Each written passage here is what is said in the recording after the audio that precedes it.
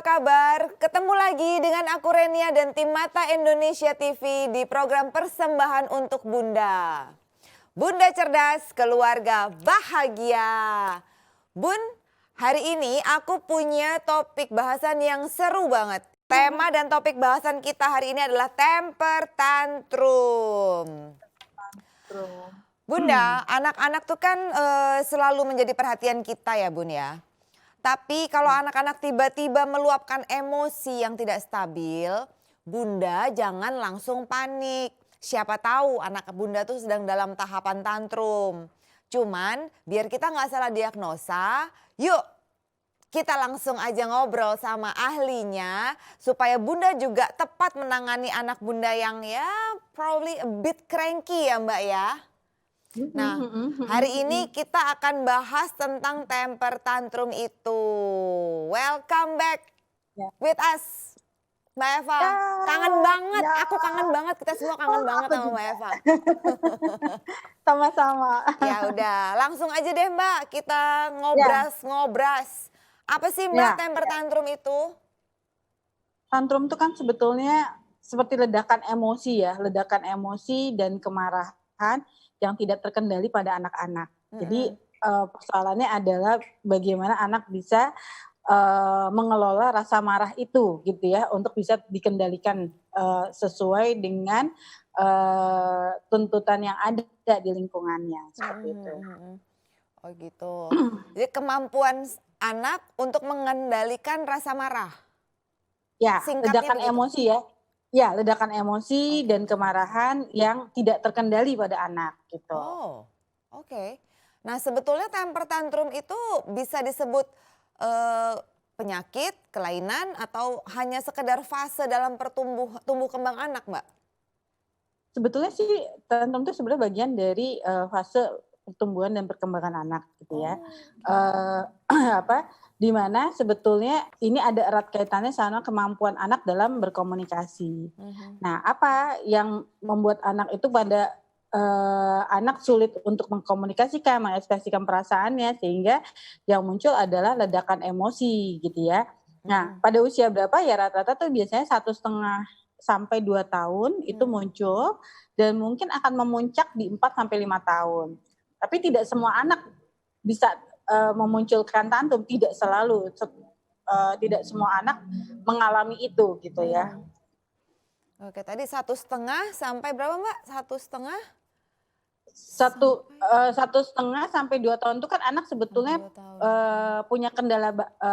punya kendala dalam berbahasa, punya kendala dalam komunikasi. Nah, tantrum ini erat kaitannya sama bagaimana anak mengkomunikasikan. Nah, pada usia 1,5 sampai 2 tahun anak masih sulit untuk menggunakan bahasa, masih sulit untuk mengekspresikan, mengungkapkan dan mengatakan apa yang dia rasa.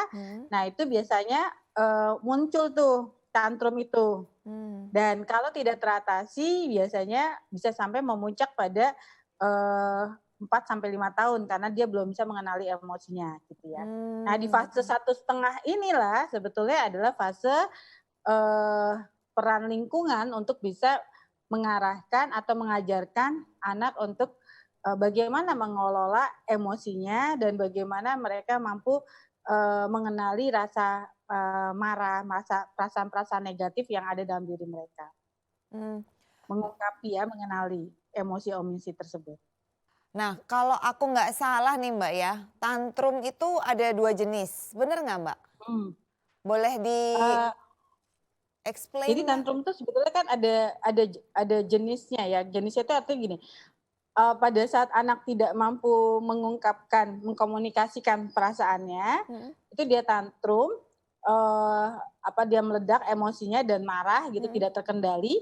Tapi di sini ada motifnya, ada penyebabnya atau ada jenisnya ya.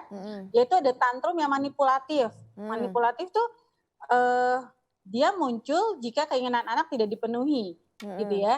Jadi dan apa yang terjadi di manipulatif ini sebetulnya dia mempelajari sebelumnya. Apakah dia pelajari dari orang dewasa yang di lingkungannya gitu ya. Artinya cara ini pernah dilakukan sama si anak dalam pada saat dia menginginkan sesuatu dia tantrum, nah itu tantrum manipulatif. Dan itu berhasil dan dia ulangi lagi dan semakin tinggi. Durasinya bisa jadi lama, frekuensinya lebih sering dan seterusnya. Jadi ada proses belajar di sini. Sedangkan ada tantrum yang frustasi. Tantrum yang frustasi adalah pada saat anak belum bisa mengungkapkan, mengekspresikan dirinya. Jadi tantrum yang berkaitan adalah tantrum frustasi karena ketidakberhasilan dia untuk mengatasi situasi yang tidak nyaman. Oh gitu. Nah, ledakan emosionalnya sendiri ini nih, tadi kan Mbak bilang apa ya, bahasanya dia mencontoh orang dewasa yang dia lihat kesehariannya gitu. Dan Bisa jadi, bisa jadi. jadi ini, dia bisa jadi memang mencontoh, apakah dia pernah melihat ada anak yang melakukan seperti itu, anak yang lebih dewasa, entah kakaknya atau entah saudaranya, atau secara natural, secara alami gini, anak bayi udah pasti atau anak-anak di bawah usia 1 tahun gitu kan mereka udah pasti pengen sesuatu, dia agak usaha nangis-nangis, terus kita kasih, nah dia bilang, "Oh kalau aku nangis gini bisa." Nah itu ada proses belajarnya. Ada proses belajarnya gitu.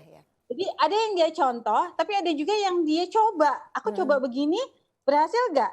Nah itu secara alami begitu kan gitu ya. Jadi pada saat itu digunakan terus-menerus, pada anak akhirnya jadi yang disebut dengan tantrumnya karena manipulatif. Karena dia ingin sesuatu, jika tidak dipenuhi akan dia lakukan teknik ini gitu untuk bisa mendapatkan apa yang dia inginkan. Oke.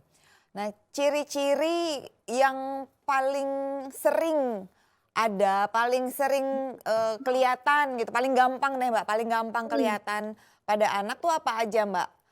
Apa semua anak tuh pasti mengalami ciri-ciri temper tantrum ini dan semua anak juga mengalami fase pertumbuhan dengan temper tantrum ini? Sebetulnya gini, pada saat fase perkembangan kan ada yang disebut dengan perkembangan emosi. Nah, ada anak ini kan semua mengalami semua fase untuk mereka menyesuaikan diri berkaitan sama situasi-situasi yang membuat mereka tidak nyaman.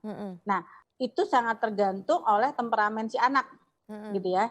Sangat tergantung temperamen si anak. Nah, temperamen ini adalah kaitannya dengan gaya anak bereaksi terhadap sesuatu, baik situasi maupun lingkungan sekitarnya. Jadi beradaptasi dengan situasi dan lingkungan sekitarnya. Nah, itu karakteristiknya adalah ada anak yang mudah gitu ya, anak yang mudah atau easy child ya. Jadi dia situasi apapun dia bisa ikutin.